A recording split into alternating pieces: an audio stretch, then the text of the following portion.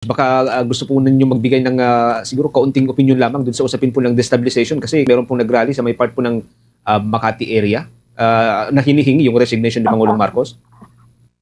Alam niyo po, dapat maingat din po tayo sa mga ganyang mga panukala, mga suliranin, di ho ba? Yes, ang daming problema, lalo na dyan sa korupsyon. Lahat tayo galit na galit tayo dyan sa mga massive corruption na yan.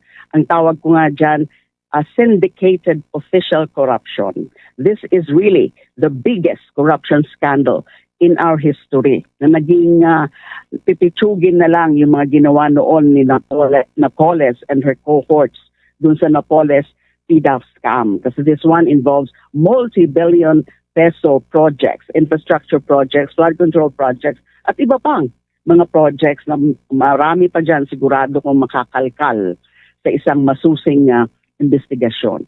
Pero wag naman po na at this point ay magpapanukala ng mga revolutionary government, destabilization, and then kahit yung resignation of the sitting president. Hindi ho ba naiisip? Anong resulta niyan? Kung ma-destabilize o kaya yung mga nag-ano dyan ng mga junta, revolutionary government, and then itong resignation, klaro naman na pag may resignation, pag mag-resign yung Pangulo, ay sino uupo? The constitutional successor is the Vice President. Acceptable ho ba yun? Alam nyo, may solusyon naman, ito, nandyan na yung proseso. Ano yung proseso? Iniimbestigahan na. Although we are pushing for a stronger independent commission, for a more transparent and more independent commission than the one now which is functioning pero medyo kulang pa.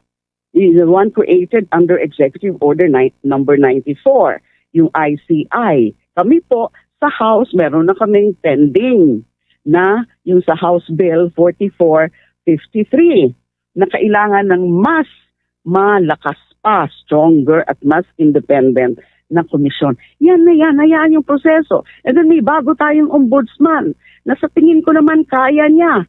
Kasi he has the political will, he has the courage, may tapang siya, he has the legal acumen and the skills and the experience to go after grafters. Ang challenge na lang sa kanya is he has to prove political objectivity, impartiality, or independence na wala siyang sasantuhin kahit kaalyado. So, hayaan ang process na lehitimo, na constitutional, not extra-constitutional means. Huwag yung mga ganyan. Hinay-hinay po tayo, lalo na pag mga violent means. Kasi nga ho, kaya ng Pilipino to resort to peaceful means in demanding for all of this na mga changes and reforms.